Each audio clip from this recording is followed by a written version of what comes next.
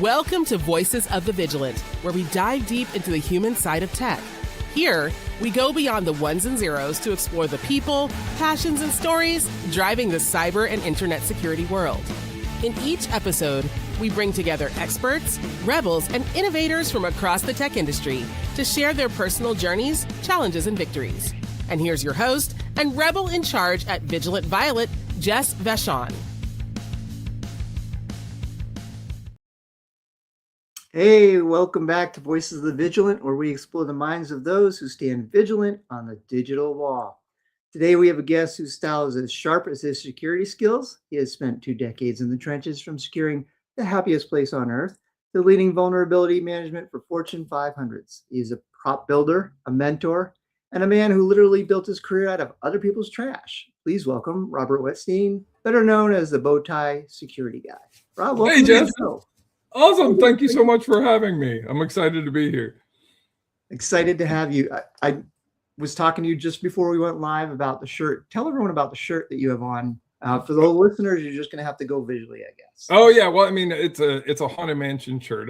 One of my favorite rides at Disney. One of my favorite experiences was like kind of exploring the Haunted Mansion, and I got to do a lot of stuff like after hours and kind of wandering around.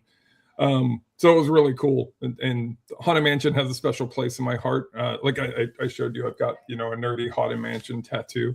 I got it when I hit my 15 years at Disney. I wanted to get something that was that would celebrate kind of being there as long as I had.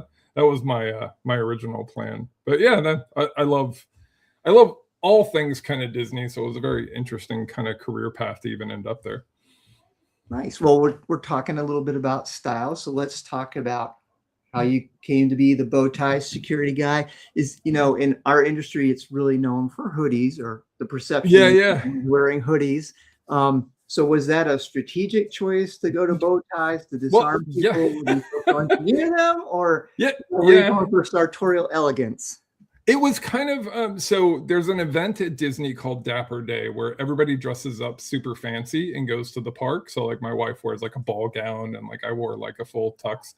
And she made me a bow tie. And I was like, I kind of like the way I look on it. I have severe social anxiety. And what it did was a lot of people commented on it and talked to me, which made me really, really uncomfortable. And I live by the motto of embrace the uncomfortable. So like if I'm not comfortable, that means that's probably a place I should be going. So when I got to work the next day, I wore it to work knowing that I was going to get like messed with like all day. And it was really funny because my friends were like, damn it, I want to make fun of you, but you pull it off and it really pisses me off more than anything. So I started wearing them. My wife started making them for me. I did lots of talks around Disney, and I got known as the BowTieSecurityGuy. When I got laid off, I actually went to a recruiter friend of mine, and I'm like, I'm thinking about going by this moniker. Do you think it's going to cost me jobs? And she's like, not the right jobs, Rob.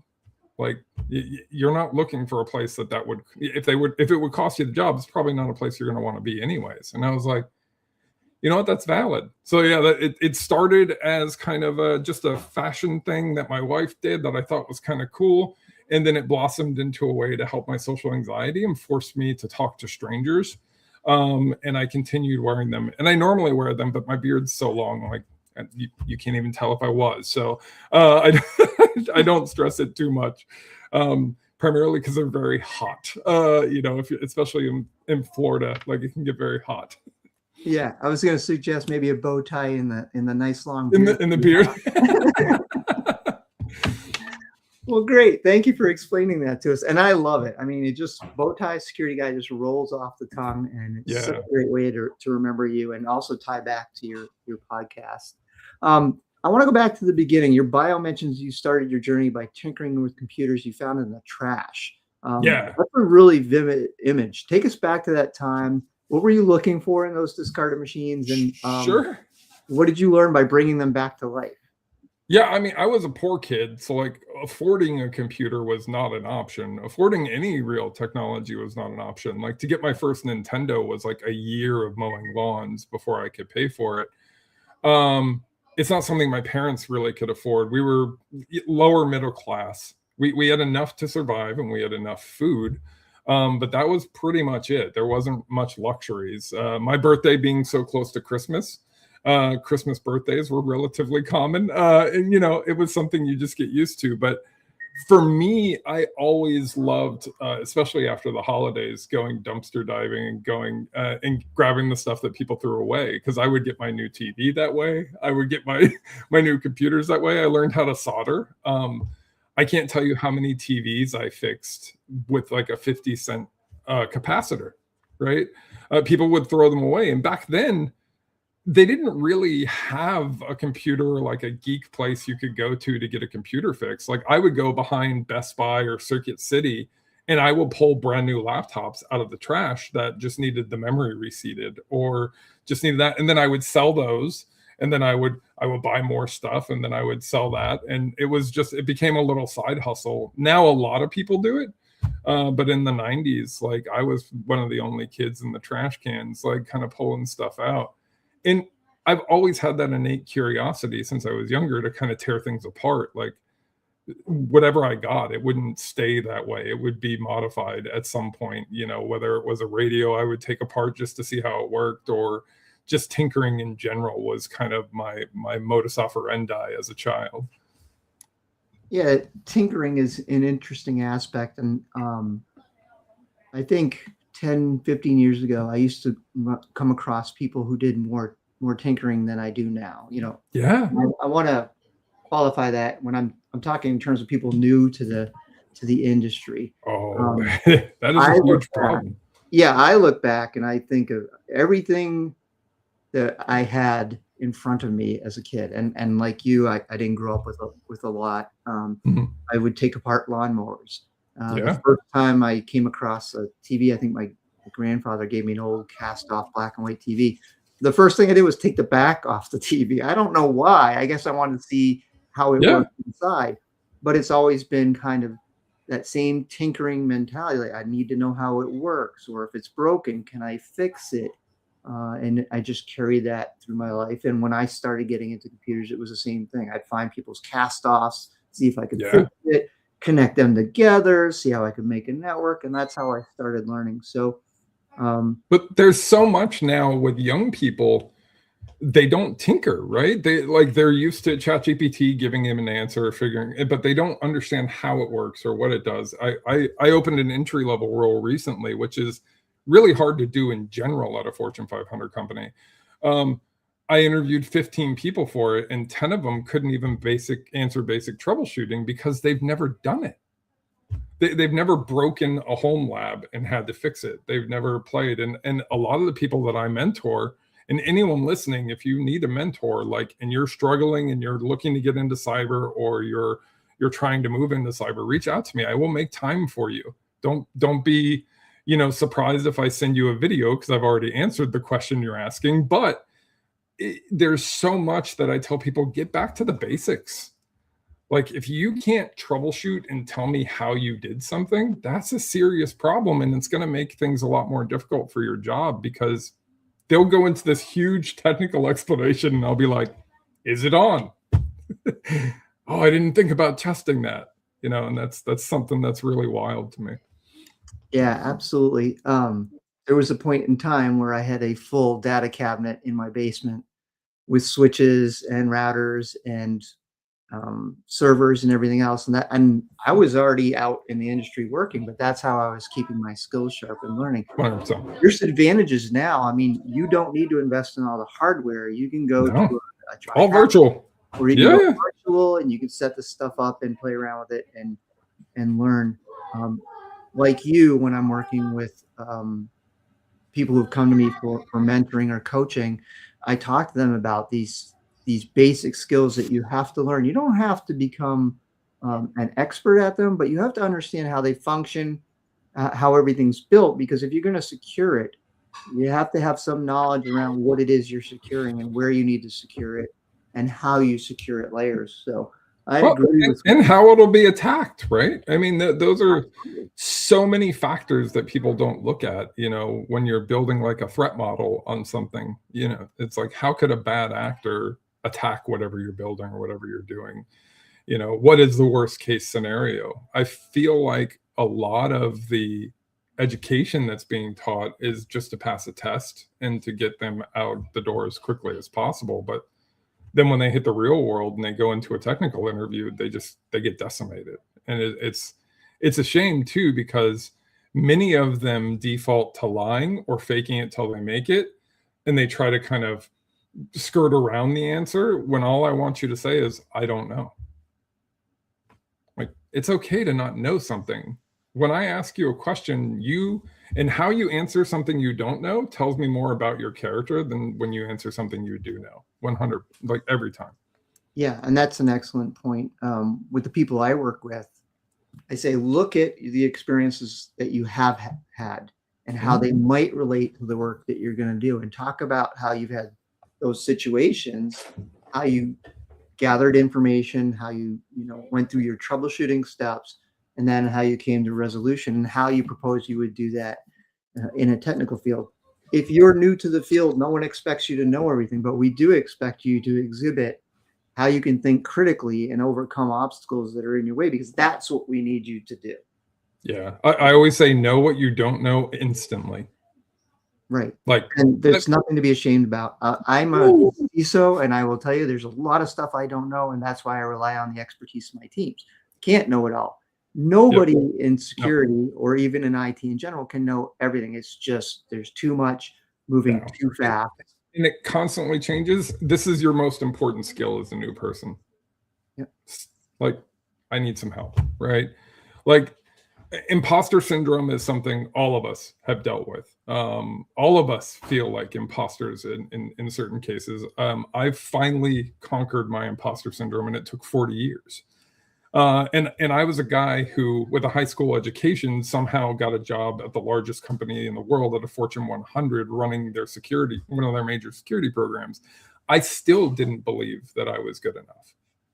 And I want anyone listening to understand, like, not feeling adequate is part of the job. And you're always going to feel like you're the person who doesn't know that much coming in, because you're not the best person for the job. You're the best worst person for that job. And what I mean by that is, the best person left. You're not going to know the intricacies. You're not going to know all the things that they learned over the last year or two they've been doing the role. You're going to come in, and it's a totally new world. Whether the job is something you've done before doesn't matter, because each company is completely different than the last company that you worked with, from politics to understanding just where things are, knowing where you can push and where you can't. All of those soft skills and a lot of those emotional intelligence things, those are just gained with experience and wisdom. That's such an important part. First of all, what you said, that something you said just hit hard, was that the best person just left. I've never thought about it that way. Right. But that is a good way to think about it. It's humbling, because it breaks that mindset you have that you might be an imposter, right? No, you're in a completely new area. You're expected to not know everything and to learn. There is a difference between being stupid and not knowing something, and that difference is education, right? Learning about it and things of that nature is critical. If you learn about it and then you still do the same thing, that's stupid. But if you learn about it and you grow from it, that's the difference of not knowing and knowing. It's so many people beat themselves up when they don't know something, and it instantly derails interviews. I see it all the time when I'm doing mock interviews with people, where, like, I'll ask a question they don't know, and then their entire demeanor just, they feel so deflated. It's like, no, it's all good that you don't know. The answer to that question of I don't know is, I don't know, but I guarantee you after I get off this call, I will know, because I'm going to go research it.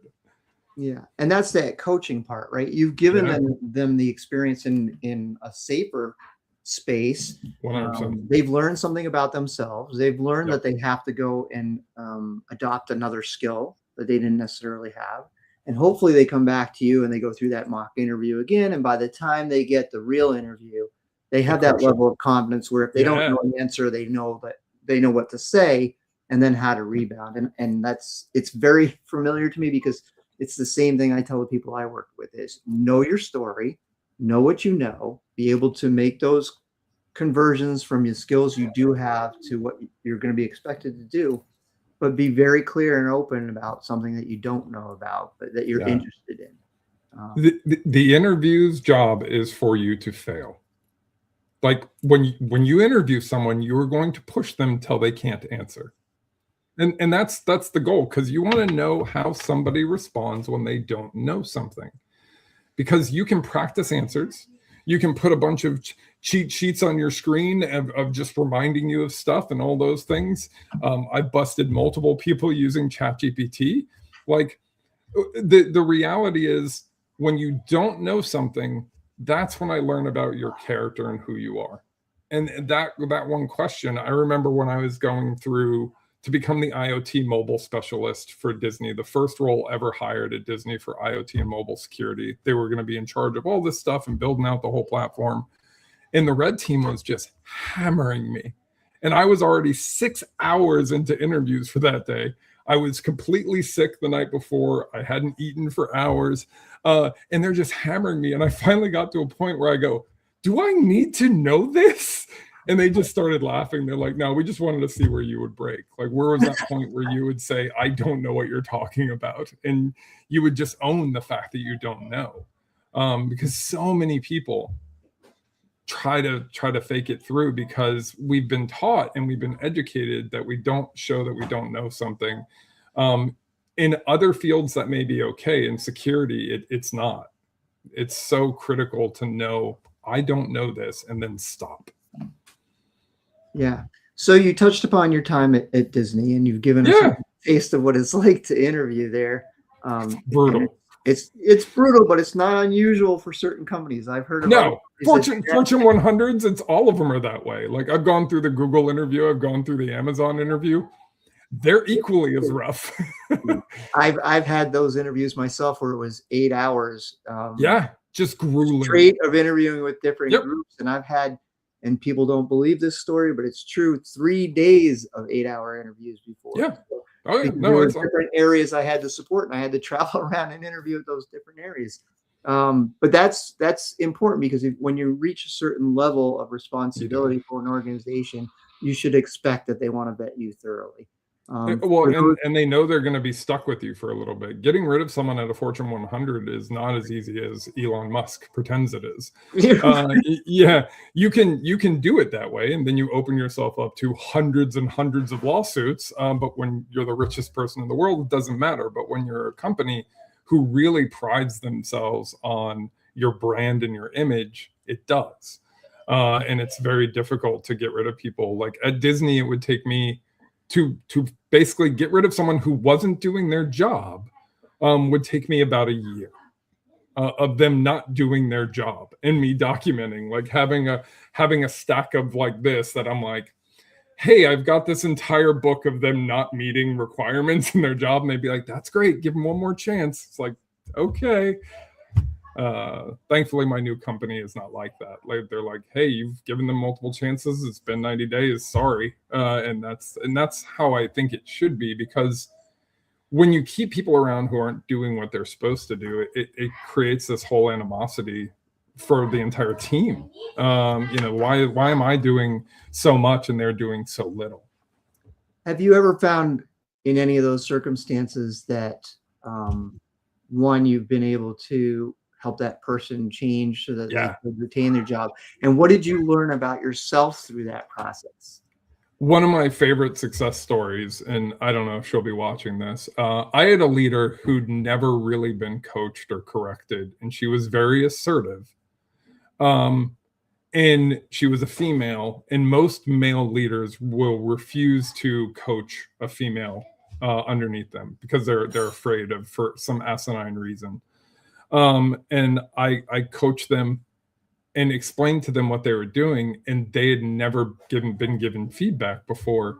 And to me, it was really interesting because they instantly went to like my boss, like, is he just going to get rid of me? Is this the end? It's never that way with me.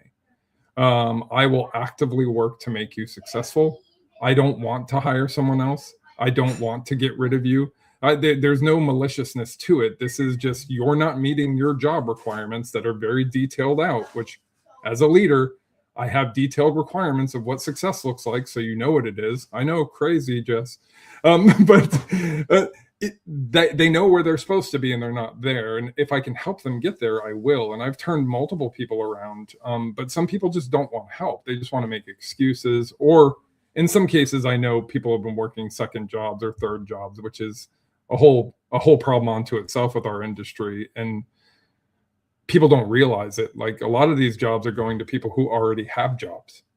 They're just working this job as a secondary job and waiting to get fired from that job. And this is their new primary that they care about. There was a situation recently where the FBI investigated somebody with 13 jobs. They were making, 1 million a year as a coder, working for multiple companies remote. And a lot of those people, if you go to the overemployed forum on Reddit, will work 3, 4, 5 jobs, 6 jobs, because there's no stability in our field anymore. People don't feel like they have a concrete place to land. They don't feel like job stability is there, and rightfully so. Companies are not investing in longevity. They're planning for 2 to 3 year exits for every employee. And it's not the right way to think. But yeah, I've definitely turned people around, and I love, that's my favorite, is when people actually want to change. And then we see the change, and we demonstrate the change, and we get them off of the PIP, and we get them off of the write-up. And that's just a footnote. It's no longer defines them. Yeah, there's so many interesting things that you brought forward in that. I asked that question specifically because I learned a lesson at one point in my career with a person who I had on a performance plan that I thought was not going to be able to meet the requirements laid out in the plan.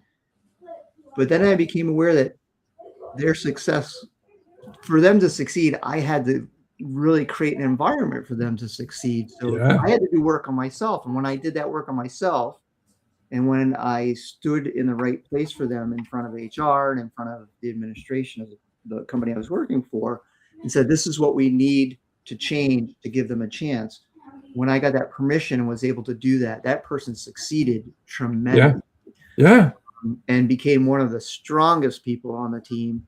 It was great. So I'm like you, I come to the table not wanting to get rid of someone. I want you to be successful. We've invested in you. I brought you aboard because I think you're a valuable member of the team. And I will do everything I can to set you up for success. But to your point, it's you have to decide you want to succeed. If you've made that decision you don't want to succeed, or that you think we're going to push you out the door, then that's on you. And I think that's the mindset of a lot of employees, where you've got to build a lot of trust with your employees to know that you're not doing this maliciously, right? I've even coached people after I've laid them off to help them find their next job, because I don't think they were bad. They just they weren't right for the role, and they were put in that role for the wrong reasons, and they weren't set up for success. And like you said, many times people don't know what success looks like because their leader had never defined that success criteria. I always say that I've learned more from my bad leaders than I have for any good leader, because I've learned what not to do. Yeah, another excellent point, and something I coach on as well, is to always take notes of what you like and what you don't like about the people that are leading you, because if you're in the position of leadership down the road, then you know what to do and what not to do. So great advice there. I don't know where I stand on people being overemployed. I think a lot of what you had to say is valid. People don't feel like they're ever secure in any one job, or they may not be given the opportunities to give 100% of themselves at the first job that they're employed at. So they choose to make as much money as they can because they don't know how long their career is going to be. It's a weird mindset for me, and I actually really questioned it when I got laid off. Do I want to do that? I have the potential to do it. I have something called short sleeper syndrome. I don't require sleep. I'm up 20 hours a day, and I have been my entire life. So I could easily work multiple jobs. But could I look myself in the mirror knowing that there are people struggling? My buddy told me when I got laid off, and I talked about how many people I'd mentored, which is like, I probably had conversations with over 400 people now. And he goes, I know this is going to sound messed up, but I feel like you got laid off for a reason. And I feel like it's to help people in this market because there's so many people trying to take advantage of people struggling. It's just nice to have somebody like you who's literally in it just to help people and not trying to like nickel and dime somebody with their program or their resume writing service. Like, I can't tell you how many people reached out and offered help, and then it was help dollar behind it. You know, that was just so vulturistic. And for me, it didn't sit right. So that's why I kept doing it even after I got a job. Like I've only been on LinkedIn for 3 years. I literally built a LinkedIn because my recruiter was like, Rob, you don't exist. And I'm like, well, yeah, I'm a professional social engineer and ethical hacker. Why the hell would I have?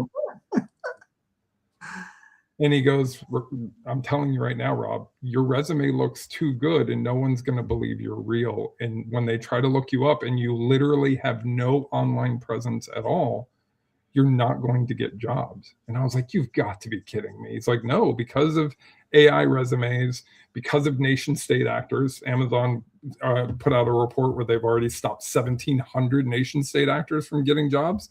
If you're wondering why you can't get an interview, it's because a nation state actor took your interview spot, right? So that's the problem that we're running into. So I built an online presence very quickly, and I hit LinkedIn way too hard. With my autism and ADHD, I went full autism mode on it.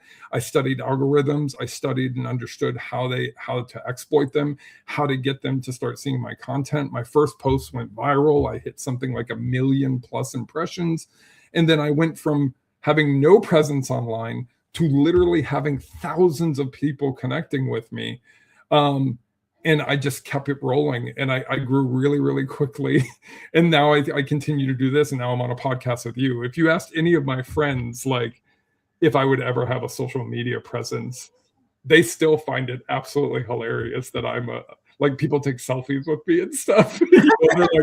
They're like, you were the most anti-social, social person that I've ever seen. And the fact that you've hit it so hard and you have sponsors and you've continued to grow is just tantamount to you being obsessed about something and just continuing to do it. I love that you completely social engineered LinkedIn and now you basically own it. So, I mean, even if you look at my original post, I used older photos of myself in the original videos that I posted to make it look like I'd been there longer. So the entire impression of my profile is that I've been there for years, but it's only about 3 years old. Yeah, I think LinkedIn is so big now, and our industry is so big now that you can actually be a professional at social engineering and that sort of work and still be on LinkedIn. Now, how much information you put in there and how accurate is a completely different story. Agreed.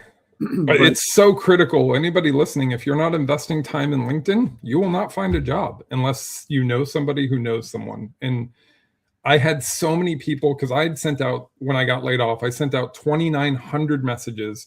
Anybody who responded got a personal video message from me, just telling them about who I was, my career, and kind of what opportunities I was looking for. And I created a bunch of brand advocates that would look out for me. They would be like, hey, Rob, there's an opportunity at Amazon. I'd love you to apply. Hey, I'd love you to apply here. I got to interview at jobs I had no business interviewing at. VP jobs and CISO roles. I'm just one of the guys who was running the company, a very large restaurant company, was like, Rob, I'm not going to lie to you. I think you could crush this job. But if I hired a guy who was previously a manager, functional director at Disney as my CISO for this brand, with no education, with a high school education and barely any certificates, I'm going to be laughed out of. I would be laughed out of my job. So I don't know even how you got this interview, but man, I wish I could hire you, but I can't because I have to hire a sure thing. I have to hire somebody who has the pedigree. That way, if something goes wrong, and I was like, look, I appreciate the honesty, and I totally get it. But that was far from the first time I heard that, because I applied for jobs I had no business applying for, because for me, you want me in a job I know nothing, because I'm going to get obsessed. If you hire me for a job I know, I'm going to do it well, but I'm not going to have that same fire, that passion to be the knowledge expert, because I don't need to.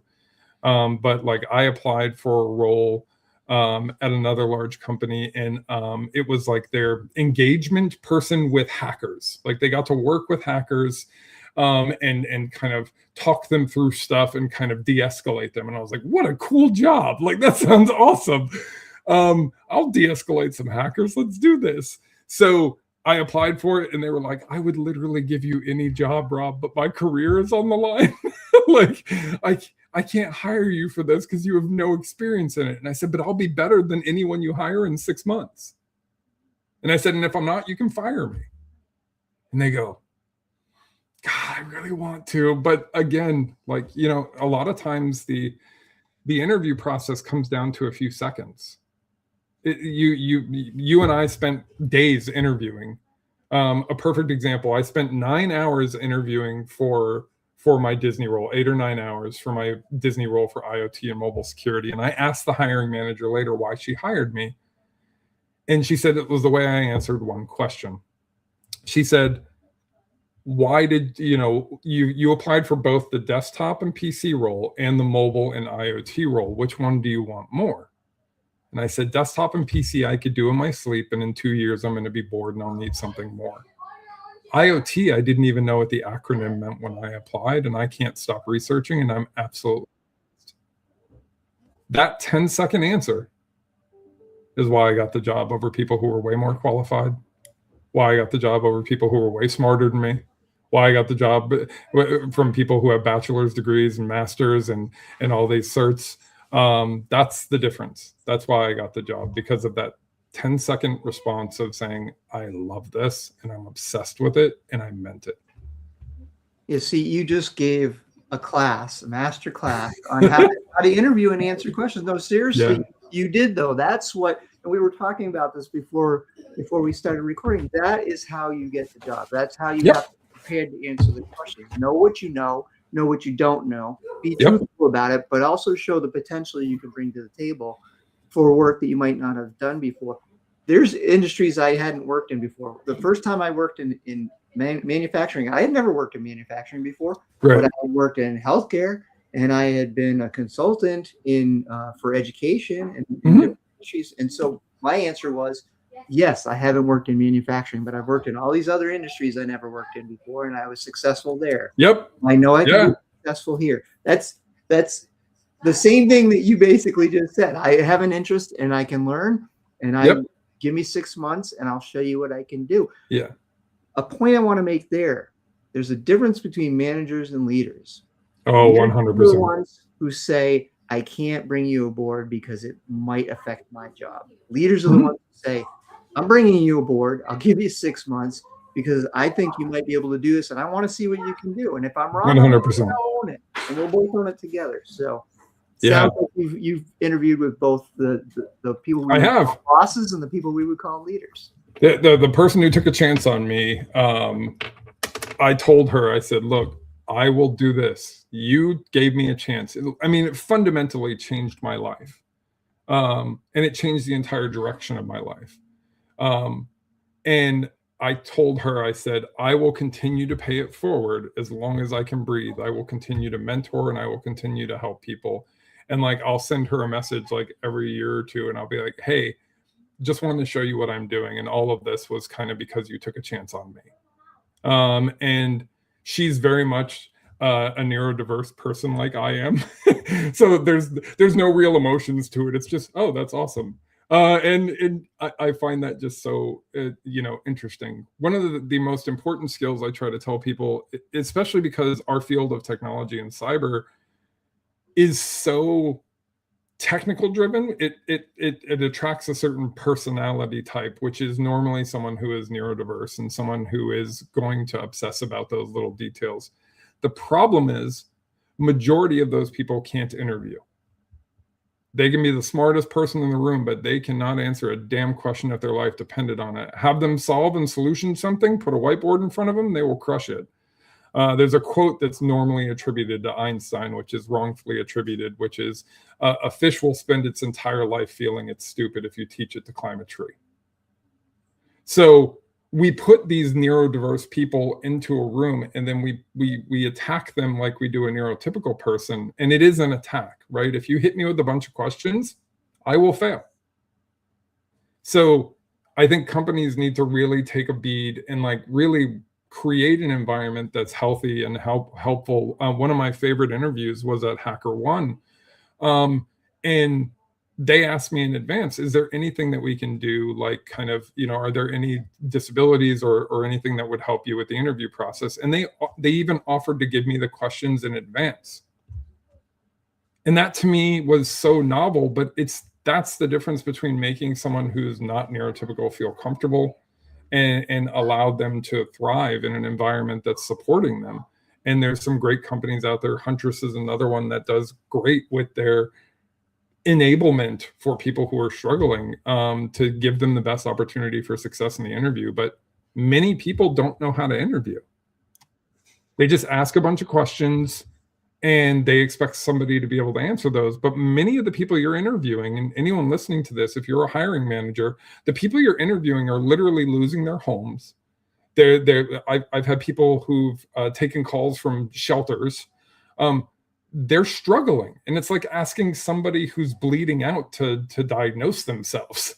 Like, tell me about your problem. Well, I have a gushing hole in my lung, and I would like to stop that. And that's what the mind of the unemployed is like. I've done a video on it on my social media. Is like, you have to understand, if somebody's been laid off for several months, their money is running out. Us in technology, we never thought we would have to chase jobs this hard. So like, if your interview process is like yours, 3 days, or like Disney's 8 hours, stop. If you can't decide on somebody in 2 interviews, you have no business interviewing, period. It just drives me crazy because we waste so many cycles and we put these people through so much, and then we can't give them feedback. We're not allowed to talk about the things that they did wrong. HR is so afraid of lawsuits. I give feedback on the call. This is why you're not moving forward. I want to explain to you, I thank you for coming. Here's some things I recommend you do in the future. Please feel free to reach out to me. I am happy to work with you. I'm happy to help you interview better. Here's some of the skills that I think you could work on. Out of all the times I've offered that, which is literally now hundreds in my career for being a hiring manager, 2 people have ever taken me up on it. And one of those I hired later. Yeah, and that's part of the beauty of mentoring and helping others is even if you can't give them a position right now, you've established that relationship. And should they be available down the road and you need that particular skill set or that person with that skill set, then they're available. You made me think so much while you were talking about, we put so much pressure on the person that's interviewing and saying, you need to be trained to this level, but we never look at the person who's the hiring manager and say, are you trained appropriately to hire or to lead? I will just speak about the United States right now, because that's where I live and what I know. In the United States, there's this mentality that we shouldn't have any feelings. We shouldn't be concerned about the person we're interviewing and or our teams that we have, that it's all about the business. That's not true. There's a reason that research has shown that we need to know about the difference between neurotypical and neurodivergent. And why schools teach in multiple different ways so that students can learn, because we don't all come off an assembly line exactly alike. We're all different. That's not weaknesses that we're talking about. Everyone, that diversity is a power. That person who's neurodivergent, who wants to obsess about something, might end up being one of your best engineers that you have on your team, because they want to know everything there is to know about the particular function, area of expertise. And I'll tell you what, if you let them do their work and you support them doing their work, they are going to be the best person you've ever had working on your team. 100%. Ask me how I know this. I'll tell you, because I've worked with tons of people that tell me that they're neurodivergent, and I've brought them from job to job to job with me because they are excellent. They 100%. And they can do anything but interview. That's the least important skill in their career. It is interviewing. Yeah. But a lot of the judgment that we pass on people during interviewing now is very much superficial, right? I'm very good at pretending to be an extrovert. I'm very good at expressing myself because I've literally spent a decade working on these skills because I knew it was going to be the differentiator between me getting a job and somebody more qualified. I've always looked at myself as the underdog, even now, having Fortune 100, Fortune 500 experience, being an executive at a Fortune 500 company, something less than 5% of the population does. I still look at myself as an underdog. So you've got to have that kind of fight mentality in you, but you've got to also work on your weaknesses, and you have to accept your weaknesses. And I've had mentees that are just like, well, I'm not going to adapt. And I'm like, that's cool. You're just not going to find work. Like, I get it. Start your own company because that's going to be your only option. That's the Zuckerbergs, right? Mark was not somebody you would hire because Mark's very odd, and he talks. And when he was a kid, he was probably very difficult to work with and very difficult. But Steve Jobs learned very early on, if you try to make people leaders who have been career leaders, you're going to have failure because they don't understand what the job is. They don't understand the nuances. They don't get it. And when you promote people who've never wanted to be leaders into a leadership role, those are your best leaders because they're going to do it because it's the right thing to do. And I was hiring for a leadership role recently, and it was about a year or so now. And the answer that they gave on the interview, I asked why they wanted the leadership role. And they said, I don't. But we deserve consistency. We deserve a leader who cares. And I believe I can bring that. And I was like, damn. Like, I was just like, I was floored. I was like, well, okay. Like, I have no choice but to hire you because that was the best answer I've ever heard. Because it came with compassion, it came with honesty. I hire servant leaders. If you have an ego, or if you think you're the reason your team is successful, you're highly mistaken. I enable my team for success. I support them. I have conversations with them. I talk them through their struggles, both personal and professionally, because that personal side, I think a lot of leaders miss out on because they don't spend the time. And then when their top performer starts not behaving, they're just like, oh, we're going to write them up. My first conversation is everything okay? I don't give a damn about the job. You're a human, and I care about you and your success. And if you hate your job or you don't want to be here, like, my job is to make you successful. Like, tell me what's wrong, and I'm happy to talk you through it. Yeah, absolutely. And if you're not asking the members of your team on if not a daily basis, but a weekly basis, how are things going, and you're really invested in that honest answer that they give you, then I don't know why you're in a leadership position, because, I think the point you're making is people are not assets. People are people. We're all here working because that's part of what we do. It's our need to feel fulfilled is to contribute and to gather and to build great things. But that person has a life outside of work, and that is important to them, and it should be important to you, because every decision you make as a leader affects that person. It affects their family. It affects their life, and it may affect generations to come. And I'm not exaggerating. That's not verbally. No, it's not. There was a time where I was on the local school board, and I would talk to the teachers, and I said, it's important for you to hear me say this. When you struggle in your classroom and you wonder if you're making a difference, you are making a difference. Even if you hit 10% of the students in your class and you make a difference with those 10%, they will go out and they will probably have a family at some point, and they will have kids. And what they learn from you is going to influence how they raise their kids. And that influence is going to go to their kids. So you influence generations. You make a difference. Yeah. For anyone listening to this, who's any sort of leader, you have to be thinking about the impact you're having 100%. outside of the organization you're supporting. These are real people with real lives that we affect. They trust us to lead them and to take care of them, and we owe them that. It's Yeah. more than just at the end of the day, did you accomplish the goals for the organization? It has to be win-win for everybody involved in the group. Yeah, and I think that's so critical.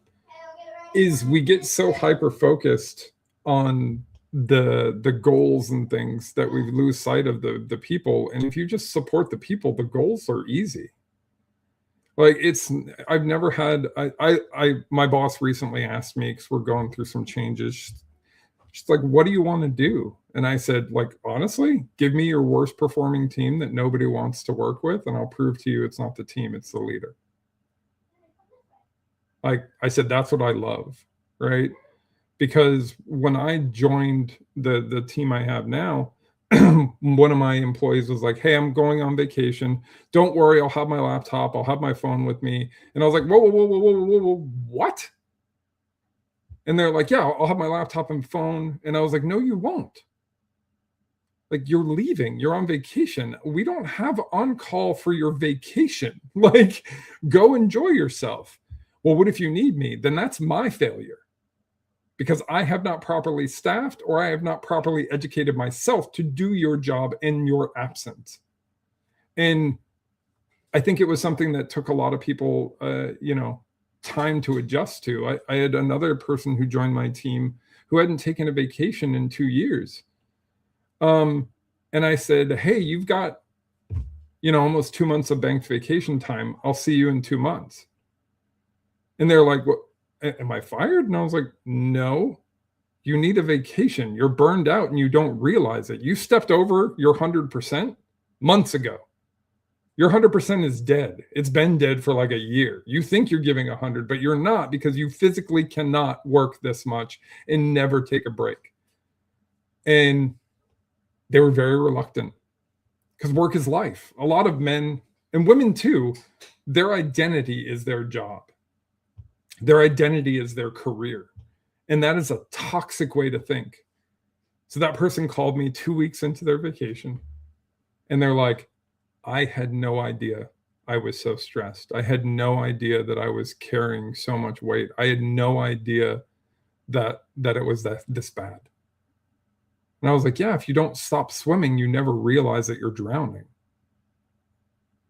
Like, period. Right? Like, if you don't stop swimming for a moment, you don't realize that you're drowning. But the reality is you are. And so many people, myself included, I don't do it anymore, but man, did I. I left a job at Disney. I got hired into an operation role. I was running like 9 or so security teams and application teams and operation teams. And I had a bunch of different vendors that were reporting to me, 40 or 50 plus people. And it was absolute craziness every single day. And when I left that role, we met with the recruiter, and they explained what Rob did.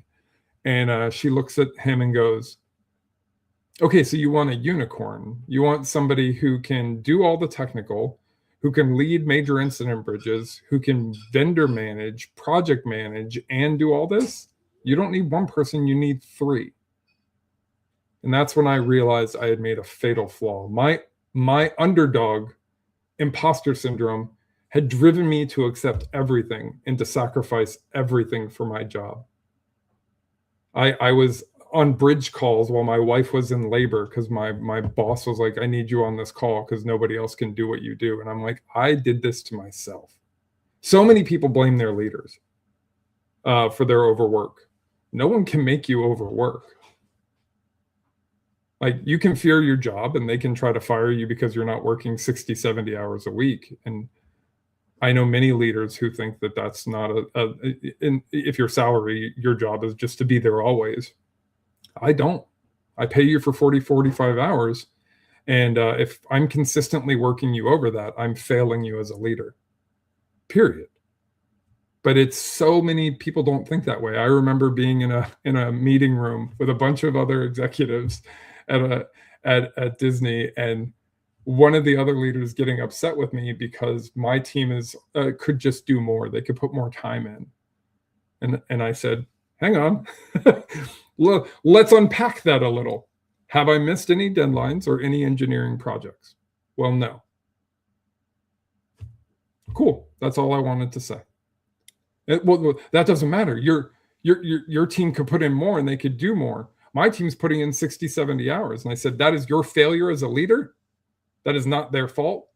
If you are taking on too much and you're not asking for the help, you need to talk to that lady right there. And I pointed to the SVP and I said, and it's her failure if she doesn't help you. And she looked over at the room and she goes, no, I mean, I agree with Rob. I didn't realize that was a problem. I didn't know this was an issue. And what had happened was their team was going to HR saying that Rob's team's not working for 60, 70 hours a week and that it's unfair. And they blamed me because I wasn't working my people to death. And I thought it was such a humorous thing because people don't realize there are, like you said, there's people behind that. And if you're working your people 60, 70 hours a week, unless there's some crazy deadline, and then after that, you should be giving them some time off to recoup. But if there's a crazy deadline, fine. In security, sometimes you work multiple days in a row, especially if you're in like an incident response role. Those are roles that you signed up for. But so many roles I see that are not ones that need to be on fire are on fire. And when I did major incident bridges for a while, and the first question I would have, everybody'd be freaking out, and I would join a call, and I go, "Is anyone dying?" And the call would go silent for a moment, and then somebody would finally go, and I go, "Again, is anyone dying?" And then someone would be like, "No." And I said, "Cool. Now that we've established this isn't life or death, let's breathe for a moment. Like, yes, we're down. Yes, it sucks. Yes, we're losing money by the second. Freaking out about it is not going to get us solved. It's not going to fix the problem immediately. So let's figure out what would fix the problem." And then I start calling on individuals. Hey, where are we at with this? Where are we at with this? And I orchestrated it. I love those calls because I thrive in chaos. As somebody with ADHD, like chaos to me is like everything slows down. Everything becomes a delicate symphony. And I get to navigate through it just really willy-nilly, like just la, la, la. And it's lovely for me. While others are panicking because the room's on fire, I'm there going, everything's good. Let's talk through this. And I'm able to get to the problem much quicker.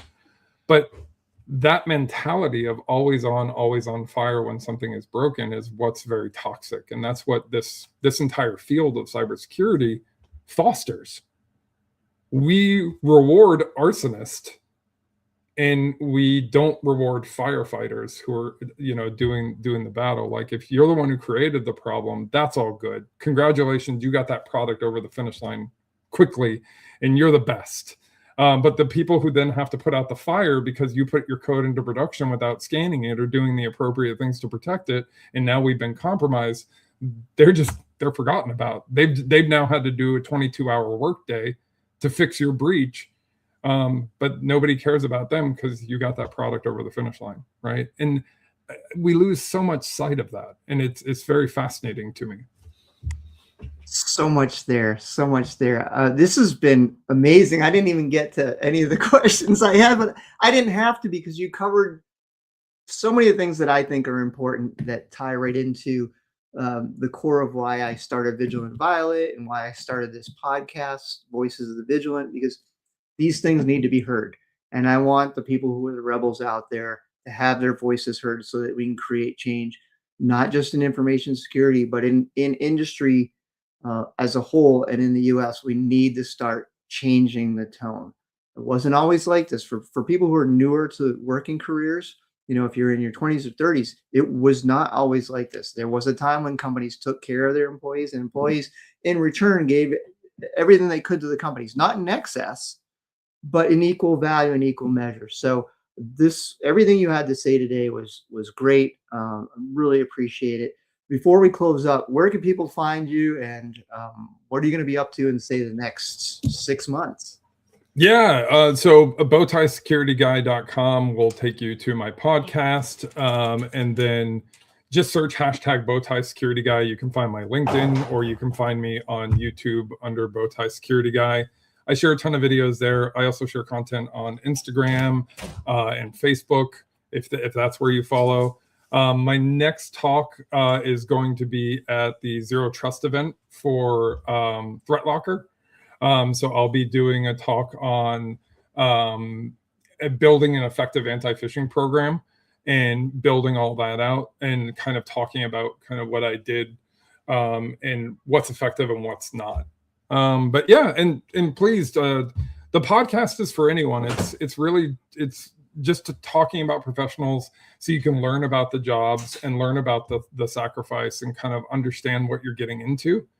The schools create a very false perception of what the cyber market is. When they say that there are millions of jobs in cyber, they forget a very important thing, which is those jobs are not funded. They send out a survey every single year and they ask companies such as mine and such as yours, Jess, they say, do you have the right amount of people for your job? Or basically, could you use more people to do what you do? And the answer is always, yes, I could use at least 3 more headcount to get this done or to do this. And then they go back and the colleges say, this is a shortage in cyber and we don't have enough people. But the reality is it's a shortage in jobs that don't have funding. So they're never going to actually come to fruition. So a lot of what I do on my channel and my content is educating those who are coming up, those who are looking to get into cyber about what the reality is. Your social skills and your networking is what's going to find you a job, period. You're not going to find an opportunity for an entry-level job without that. You're not going to just cold apply for an entry-level job at Jess or Mai's company, and then we're going to magically interview you. A great example, a buddy of mine works for a major startup. They opened up an entry-level role. In 24 hours, they got 2,100 applications. They interviewed 10 or 15 people. Another company, another major player in the cyber field, they opened up an internship. 1,700 applications in the first 24 hours, 3,000 in the first 72. You know who gets interviews? People they know, people their friends know, and people who are referrals. And it sucks, right? It's not fair because it's putting a social stigma on you and it's putting more work on you as an individual to work on your soft skills. But that's going to be the difference between getting a job and not getting a job, is simply who you know. And we're going back to the time in the 90s where it's not what you know, it's who you know. And it's unfortunate, but AI has not perpetuated the issue. AI has just put a spotlight on the issue that's always been there. Perfect way to end it. Thank you so much. To our listeners, thank you as always for joining us today. Until next time, bye. Thank you for listening to this episode of Voices of the Vigilant. If you liked what you heard today, please subscribe and leave a review in your favorite podcast app.